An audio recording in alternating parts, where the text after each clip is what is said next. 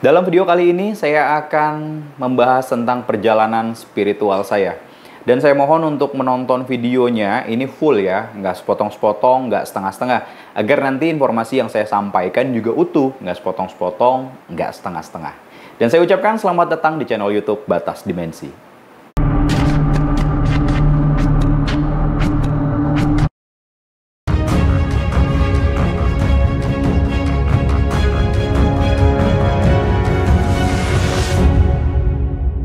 Akhirnya Batas Dimensi kembali lagi setelah lama vakum ya.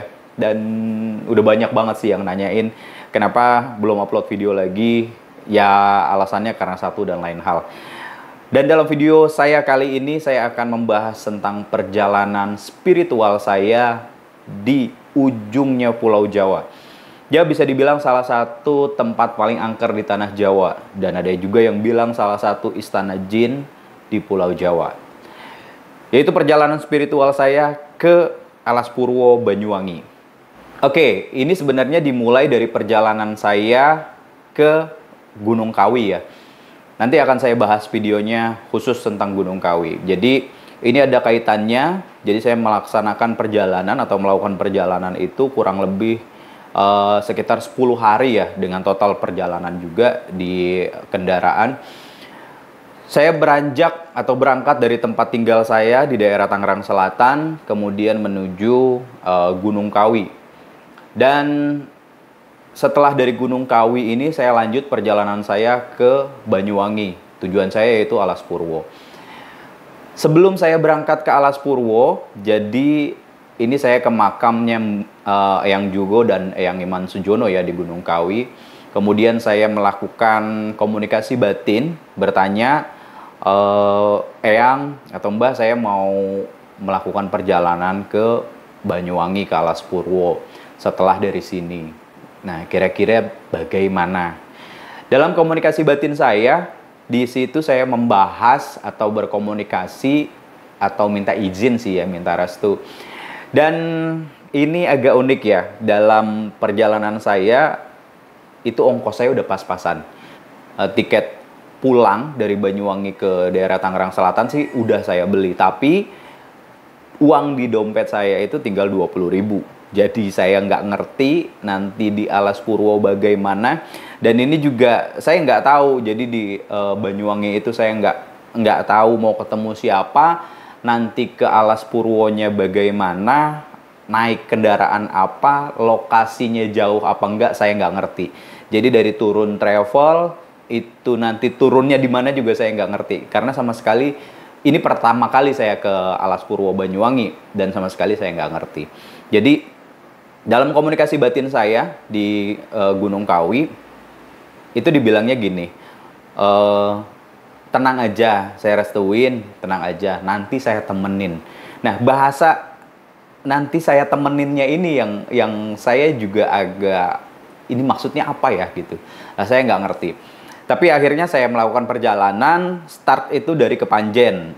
Jadi dari Kepanjen saya dijemput, kemudian menuju ke Malang. Karena pool utamanya, ini travelnya itu dari Malang. Dari Malang saya melakukan perjalanan jam 9 malam. Itu sampai ke Banyuwangi, tepatnya kalau nggak salah di Purworejo ya, atau lupa saya itu, Bengkulu ya, kurang lebih di situ ya, daerah Bengkulu. Itu sekitar jam 6 pagi. Jadi perjalanan dari jam 9 ke jam 6 pagi.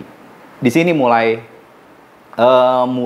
perjalanan spiritual saya yang kadang saya sendiri, apa iya ya gitu, kok seperti nggak masuk akal. Tadi yang saya bilang, jadi ongkos saya itu tinggal 20.000, uang di dompet saya tinggal 20.000. Sampailah saya ke Banyuwangi, dan di sini saya bertemu dengan driver travel saya dari Malang ke Banyuwangi, yaitu namanya Mas Muslimin. Jadi awal pembicaraan saya itu, jadi setelah semua penumpang udah turun, tinggal satu penumpang.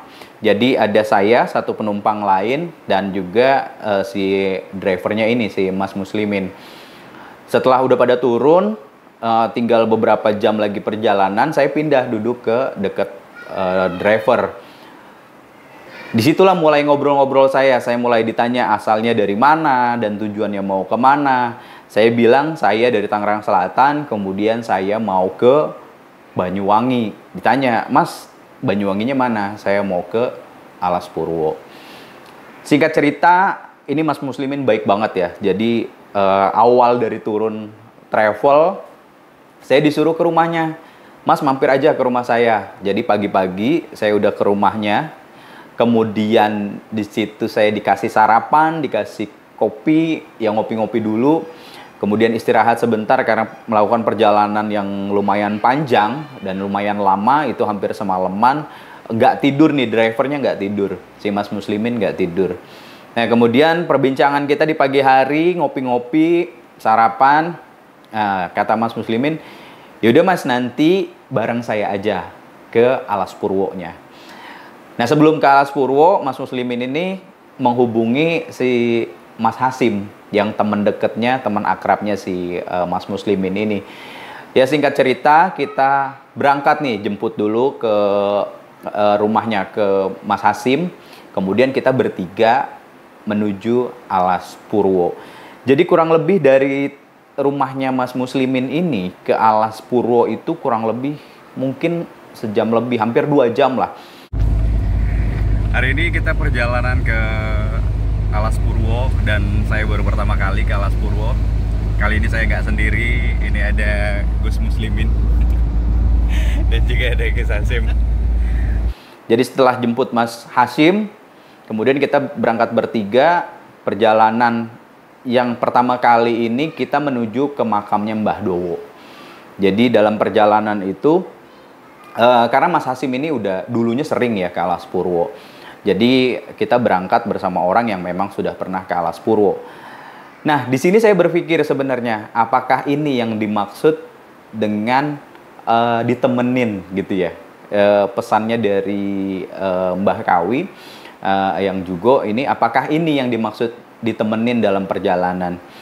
Ya, intinya kita bertiga berangkat. Nah, ini juga yang uniknya. Dalam perjalanan saya, jadi sebelum berangkat itu kita bertiga kurang lebih sekitar jam 10-an pagi ya.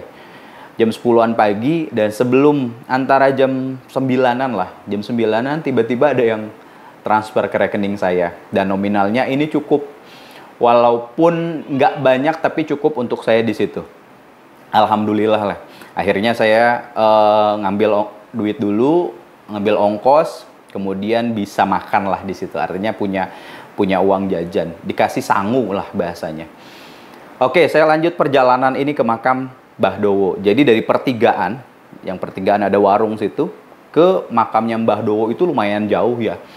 Jauh sih ya, nggak jauh-jauh banget. Cuma jalannya itu ya masih tanah ya. Naik mobil pun itu ya kayak mobil off-road sih. Dan ini kita berangkat, akhirnya masuk, ada pertigaan, nanti ada tandanya, itu belok ke kanan makamnya. Nggak jauh, di situ makamnya Mbah Dowo. Nah, cerita di makam Mbah Dowo ini sebenarnya lumayan unik juga ya. Jadi makam Mbah Dowo ini sebenarnya bukan makam orang ya, tapi itu adalah pusaka. Saya sudah sampai di makam Mbah Dowo, atau di petilasan ya, lebih tepatnya petilasan di sini. Nah, ini di belakang saya tepat petilasannya Mbah Dowo. Ini sebenarnya mustika ya. Ini panjangnya, kalau dari cerita ini adalah tombak. Pusaka, tombak gitu, jadi makamnya atau kuburannya itu panjang. Nah, di situ sebelum saya melakukan meditasi di situ, itu nggak tahu kenapa saya diarahkan ke belakang. Saya udah nyampe, kalau makamnya itu ada di belakang saya. Cuma saya baru banget nyampe ya. Tapi saya langsung diarahin menuju jalan ke sini nih. Nah, ini tepat di belakang saya. Mungkin pengalaman spiritual masing-masing orang itu akan berbeda.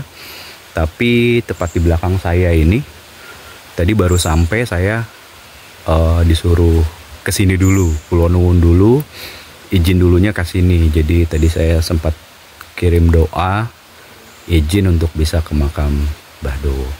Saya disuruh ke belakang ya, ke daerah belakang. Saya nggak ngerti itu, saya ketemu sosok disuruh ke situ dulu. Ya akhirnya saya kulonuwun dulu di situ. Yang saya lihat sih mungkin seperti portal ya, portal ke dimensi lain. Dan ya ini pengalaman pribadi saya ya, pengalaman spiritual saya. Mungkin setiap orang akan berbeda-beda, tapi yang saya alami malah ke belakang dulu. Jadi di situ ada sosok laki-laki, saya nggak tahu namanya siapa, beliau juga nggak memperkenalkan diri namanya siapa. Tapi di situ agak masuk, itu ada mungkin sih sebuah portal kali ya, portal ke dimensi lain. Dan setelah saya doa lah kulonuwun dulu di situ, baru saya meditasi di makam Mbah Dowo ini. Nah, dalam meditasi saya di makam Mbah Dowo ini sebenarnya saya ya pertama merasakan ketenangan ya. Kalau dari interaksi spiritual atau interaksi batin saya di sini, sebenarnya ada pesan sih, ada pesan buat ke Mas Muslimin tadi, ke driver. Di situ pesannya khusus atau pribadi untuk ke Mas Muslimin, dan juga ada pesan buat saya. Tapi di makam Mbah Dowo ini dari segi energi adalah lebih tenang ya, lebih tenang. Tapi kalau mau explore lebih jauh sebenarnya ke daerah belakang tuh. Jadi saya nggak ngerti, mungkin malam-malam tertentu atau hari-hari tertentu itu bisa kebuka tuh portalnya. Mungkin bisa bilang juga ya kalau ada yang masuk situ mungkin masuk ke alam lain lah, atau ke dimensi lain yang mungkin bisa balik, mungkin juga nggak bisa balik. Jadi selesai saya bermeditasi di makam Mbah Dowo, kemudian saya melanjutkan perjalanan ke Alas Purwo. Yaitu saya melakukan perjalanan yang mungkin menurut saya hampir sejam ya, dari makam Mbah Dowo ke Alas Purwo.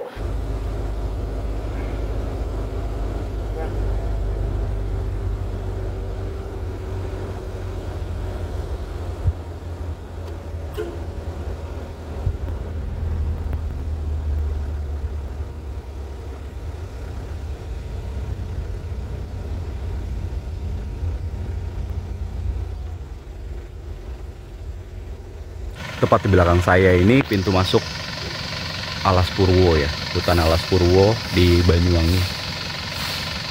Ini pintu gerbangnya, nanti di sana ada tiket masuk ya. Jadi dari gerbangnya Alas Purwo itu, kemudian saya masuk, beli tiket dulu, beli tiket. Nah di situ ditanya apakah lokal semua, apakah ada turis mancanegaranya. Karena ternyata di Alas Purwo sendiri banyak bule ya. Jadi memang ternyata banyak yang melakukan surfing. Jadi ombaknya lumayan bagus di situ. Jadi saya ketemu beberapa bule di situ. Kemudian saya pertama kali setelah masuk ke Alas Purwo-nya, nah di sini saya ke situs Kawitan. Terus itu sih toh pamit,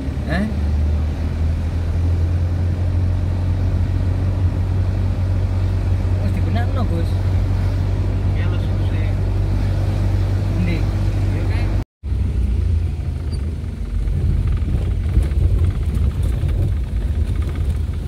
Kena iri kok pancet apa ora, Gus? Ya pancet no. Oh banyak monyet.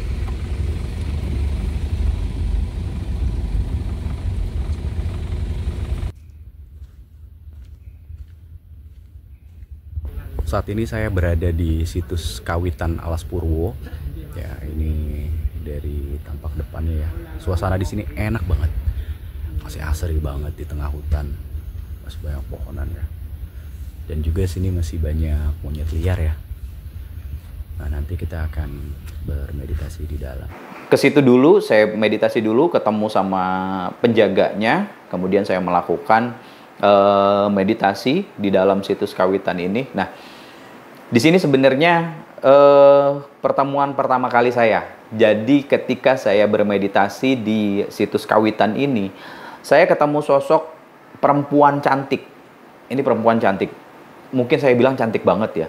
Karena tingginya itu mungkin sekitar 165 sampai 170 ya. Lumayan tinggi untuk ukuran cewek. Putih, tinggi, langsing. Dan cantik. Ini pakaiannya masih pakaian adat-adat Jawa, tapi nggak terlalu Jawa banget ya. Dia posisinya pakai kemben, kemudian kainnya lumayan panjang juga. Nah, terus di sini sih nggak pakai kebaya ya, artinya kemben doang dan ada semacam hiasan di kepala, semacam mahkota, tapi bukan mahkota yang gitu banget lah, bukan mahkota banget.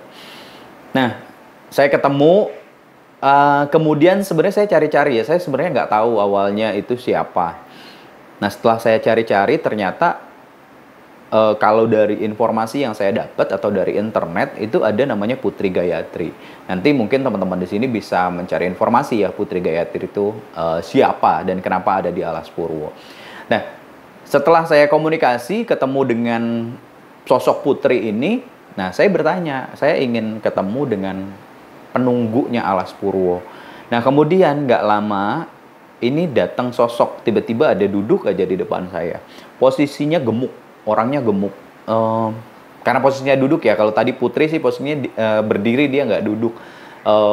Jadi saya bisa tahu tingginya dan bentuk secara utuhnya. Nah, kalau yang datang ini orang tua, tapi nggak tua-tua banget juga. Ini posisinya gemuk. Tiba-tiba ada di depan saya. Kalau bawahannya itu mungkin sekitar kayak kain ya, pakai kain batik gitu. Nah, atasnya ini si sosok ini pakai kemeja gitu. Kemejanya ya tapi kemeja zaman dulu lah. Mungkin ini yang menurut saya sepertinya mungkin ini sosok Eyang Semar ya. Nah, ini perjalanan spiritual saya ya. Artinya pengalaman pribadi spiritual saya. Mungkin ini adalah sosok Eyang Semar. Dari perawakannya terus juga ramah. Ini ramah banget, dari sosok ini ramah banget. Dan tadi saya bilang saya mau ketemu yang penunggunya Alas Purwo, tiba-tiba muncul sosok orang tua ini yang gemuk. Nah, mungkin saya bisa artikan ini adalah Eyang Semar. Tapi di situ saya nggak bertanya beliau ini siapa, kemudian juga beliau nggak memperkenalkan diri sebagai siapa gitu. Ya, saya itu mengasumsikan bahwa itu adalah Eyang Semar yang menjaga Alas Purwo. Nah, selesai dari situs kawitan, di sini juga nggak ada pesan yang banyak. Artinya saya cuma datang ke situ untuk silaturahmi, untuk tapak tilas. Setelah dari situ saya melanjutkan perjalanan menuju pinggir pantai. Ini saya lupa namanya apa. Ini masih bersama Gus Asim. Kita lokasinya kemana nih Mas? Selanjutnya? Sumber Mancur. Tapi di situ saya nggak melakukan meditasi ya. Di situ saya cuma bakar dupa karena disuruh bakar dupa. Situ udah. Nah, udah nggak lama, cuma cuci muka, cuci tangan. Saat ini saya berada di Sumber Pancuran ya. Lihat batasan di belakang saya itu udah laut. Nah, setelah itu saya melanjutkan perjalanan ke Goa Istana. Goa Istana, ini jalannya.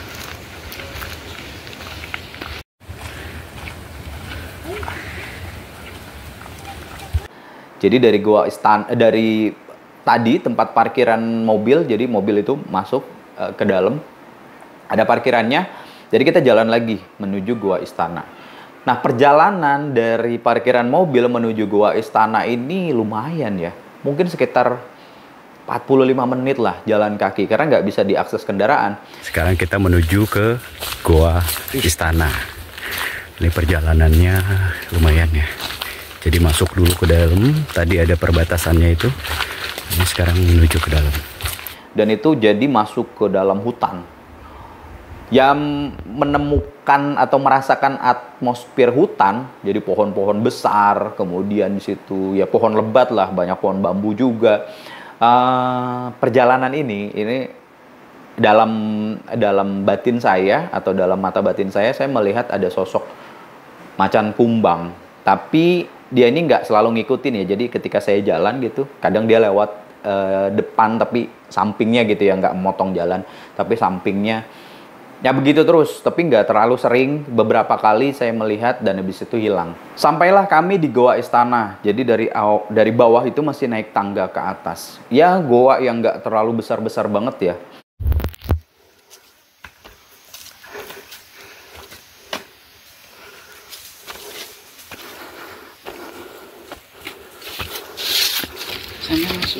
Oke, masih nunggu di luar.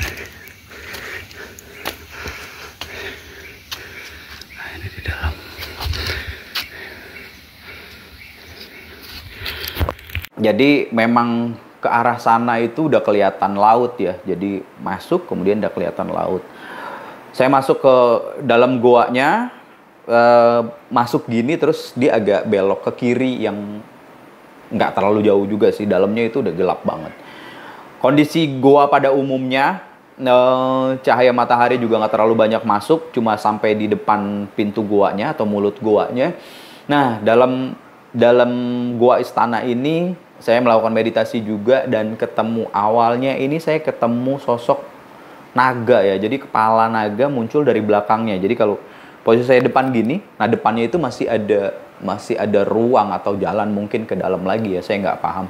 Nah itu muncul tuh sosok kepala naga, dan itu nggak tahu berapa panjang sih, tapi dari ukuran kepalanya itu besar. Itu cuma nongolin doang, habis itu pergi lagi. Nah ketika di meditasi saya di dalam goa istana itu saya ketemu laki-laki tua, kakek-kakek lah, ini kurus. Kemudian ketika saya meditasi muncul di hadapan saya. Pakaiannya serba hitam dan adat Jawa tapi yang serba hitam gitu. Model-model adat Jawa tapi serba hitam. Dan ini nggak ramah, penunggunya nggak ramah. Beliau juga nggak kasih tahu namanya siapa. Kemudian saya ajak komunikasi juga nggak jawab ya. Artinya ya penunggu yang nggak ramah. Beda sama penunggu yang di situs kawitan, itu ramah banget. Dan ini nggak kurus, nggak terlalu tinggi tapi posisinya duduk ya. Jadi saya nggak bisa melihat posisi berdirinya itu tinggi apa enggak. Tapi dalam penglihatan batin saya sosoknya itu adalah kurus itu dan pakaiannya serba hitam. Di situ sekitar 15 sampai 20 menit lah saya melakukan meditasi. Nggak banyak juga pesan yang disampaikan di situ. Ya intinya saya datang ke situ, saya meditasi, saya silaturahmi, tujuannya gitu. Kemudian udah selesai saya dari goa istana, ya udah saya balik lagi dan melakukan perjalanan. Masih bertiga, saya akhirnya mampir dulu. Di situ ada musola atau masjid ya, mungkin masjid kali ya di dalam situ. Saya sholat asar dulu. Nah ini driver saya akhirnya tidur juga. Jadi dari semalaman, kemudian siang nggak tidur, pagi sih tidur paling cuma 10-15 menit doang kali ya tidur ya. Kemudian nganterin saya, si Mas Muslimin ini, ya akhirnya dia tidur di musola atau masjid ya, di dalam Alas Purwo itu ya. Udah setelah selesai kami melakukan perjalanan balik. Nah di sini masih berlanjut nih pengalaman spiritual saya nih. Setelah dari Alas Purwo, saya bingung nih mau tidur di rumahnya Mas Muslimin atau di rumah Mas Hasim. Ya sampai diputuskan akhirnya ngineplah saya di rumah Mas Hasim. Berdua ini, Mas Muslimin dan Mas Hasim ini adalah orang yang saya baru kenal banget di situ, baru kenal banget di Banyuwangi. Beliau adalah orang-orang yang baik banget. Nah, jadi saya nginep di rumahnya, dikasih makan, bisa nginep di situ, tidur di situ, kemudian paginya dikasih sarapan. Ya kita ngobrol banyak sih. Jadi silaturahmi yang menurut saya ini luar biasa ya, pengalaman spiritual yang luar biasa. Karena dari sebelum berangkatnya ke Banyuwangi saya nggak ngerti mau kemana, mau ketemu siapa, mau artinya dari turun travel itu saya ke Alas Purwonya naik apa saya nggak ngerti. Nanti mau tidur di mana saya nggak ngerti. Tapi pesan dari Mbah Kawi itu adalah nggak usah khawatir, saya restuin, nanti perjalanan saya temenin. Dan ternyata bener ditemenin. Ya ternyata temennya ini adalah si Mas Muslimin dan Mas Hasim ya. Saya nggak nyangka, nggak kebayang bahwa mereka lah teman seperjalanan saya. Ya sampai akhirnya saya dijamu luar biasa lah di rumahnya Mas Hasim ini. Nah kemudian setelah itu saya pamit, itu bis saya dari Pelabuhan Ketapang menuju Jakarta itu sekitar jam 11 siang. Jadi itu perjalanan spiritual saya dari ujungnya Pulau Jawa Barat nih, dari Jawa Barat ke ujungnya Pulau Jawa timurnya Pulau Jawa yaitu Banyuwangi, dari Banten ke Banyuwangi, ujung dan ujung. Jadi perjalanan spiritual saya yang lumayan jauh dan ketemu orang-orang yang sangat-sangat baik ini, Mas Muslimin dan Mas Hasim. Jadi mungkin pesan yang saya bisa ambil adalah Terkadang ketakutan itu cuma ada di pikiran kita ya. Nanti kita bagaimana, kedepannya kita bagaimana, besok bagaimana, makan apa. Nggak semenakutkan apa yang ada di pikiran kita. Jadi ternyata hari esok itu baik-baik aja. Dan yang tadinya saya udah takut nggak punya ongkos juga ternyata ya dikasih duit juga kok. Ada tiba-tiba rezeki yang nggak diduga, tiba-tiba saya dapat transferan dan itu cukup untuk ongkos. Jadi itu perjalanan saya dari tempat tinggal saya di Tangerang Selatan menuju Banyuwangi, ujungnya Pulau Jawa, yaitu Alas Purwo. Nantikan cerita perjalanan spiritual saya lainnya. Ini dalam segmen, mungkin saya bilang segmen Tapak Tilas. Jadi nanti saya akan menceritakan bagaimana pengalaman spiritual saya ke beberapa tempat keramat atau tempat yang dianggap angker. Ini mulai dari tempat yang memang sudah sangat terkenal di Pulau Jawa, yang memang dikeramatkan, cerita-cerita mistis dan lainnya nanti akan saya bahas dalam video selanjutnya. Perjalanan saya ke Gunung Kawi juga nanti akan saya bahas.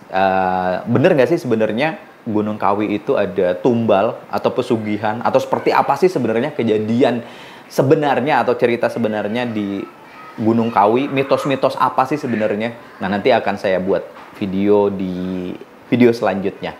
Oke, terima kasih sudah menonton video saya dan sampai ketemu di video-video saya selanjutnya.